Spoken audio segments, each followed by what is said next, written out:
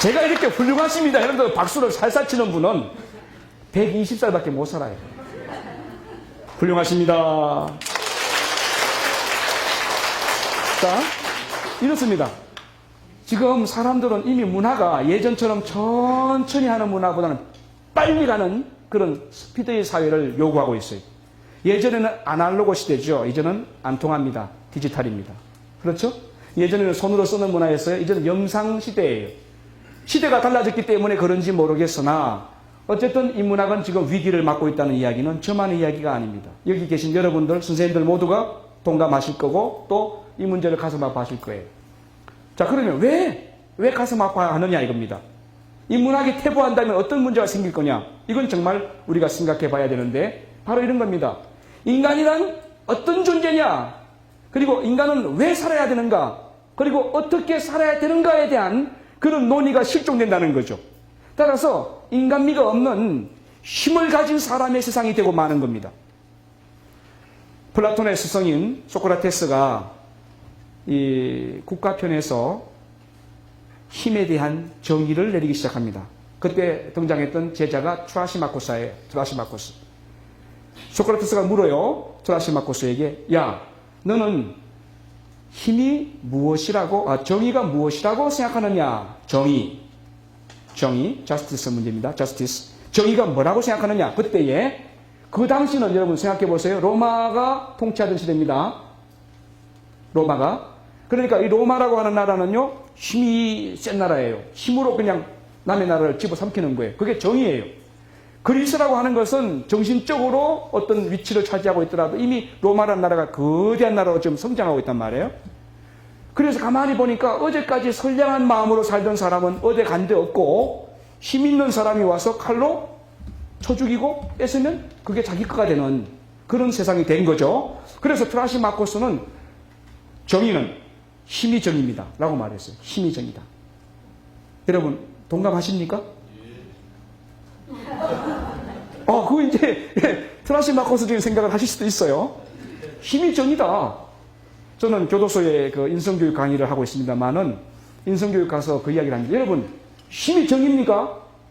그러면 아니요 그러죠. 아니기 때문에 여러분 여기 계신 겁니다. 만약에 여러분이 힘이 정의라고 한다면 정의라고 하는 그 이야기가 진리라면 여러분 여기 안 계십니다. 그렇죠? 맞죠? 바로 그 이야기입니다. 소크라테스가 그 트라시마코스에게 다시 반문합니다. 그래, 힘이 정의라고 하면 강도가 칼을 들고 설치는 것 정의롭냐? 라고 묻습니다. 그때 트라시마코스는 생각을 고치죠. 아닙니다. 그래, 네 생각이 틀렸지? 그래서 다시 묻습니다. 이것을 소크라테스의 산파술이라고 합니다. 그 결과는 뭐냐? 너 자신의 어리석음, 무지, 네가 모른다는 것을 좀 깨달아라 이겁니다. 그래서 그것을 소크라테스 잘 활용하고 있는데 결국 인문학이 그런 일을 하는 거예요. 우리는 왜 태어났고 그리고 왜 살아야 되고 어떻게 살아야 되는가? 이 문제를 인문학에서 다루는데 이러한 논의를 하지 않게 되면 이제는 동물적인 삶을 살 수밖에 없는 거고 동물적인 삶이 된다면 결국 상대방에 대한 배려, 이웃에 대한 사랑 이런 것은 소멸되는 거죠. 그러면 굉장히 몹쓸 세상이 될 수밖에 없다는 겁니다. 행복한 세상은 저 멀리 가버린다는 거죠. 자, 그래서 지금 인문학에 대한 이야기를 정리해 볼게요. 인문학은 인간에 대한 성찰을 하는 거다. 그리고 우리 대한민국은 이미 약 5,000년 동안 인문학을 해온 민족이다. 그래서 앞으로 세계 속의 리더 국가가 될 수 있다. 있다. 어느 나라가? 예. 아직도 일본이라고 우기는 분 안 계시죠? 예. 자, 두 번째로 행복에 대한 철학에 대한 이야기를 좀 정리하고 넘어가도록 할게요. 철학이라고 하는 것은 그 그리스에서는 필로스하고 소피아가 합성된 단어입니다. 필로소피아라고 하는 단어인데요. 필로스는 아시죠? 에로스, 아가페, 필로스, 필리아 이런 단어들. 그건 전부 사랑에 관계된 단어들이죠. 소피아라고 하는 것은 지혜입니다. 지혜라고 하는 것은 영어로는 프로네인, 그리스어로 프로네인인데 poor thinking입니다. 순수하게 사유하는 것을 말합니다. 순수하게 사유하는 것. 어떤 잡다한 잘못된 것 또 드러난 현상적인 것을 생각하는 것이 아니라 근원적인 것, 형상적인 것. 그 이면 속에 숨어 있는 참된 것, 본질적인 것, 그것을 생각하는 것을 지혜라고 하는데 이것을 필로소피라고 영어로 만들어낸 거죠. 자, 이 필로소피 철학에서는 이런 내용을 다루고 있습니다. 자연이 뭘까? 자연이 그냥 자연일까? 이런 거. 그 다음, 알미란 뭘까?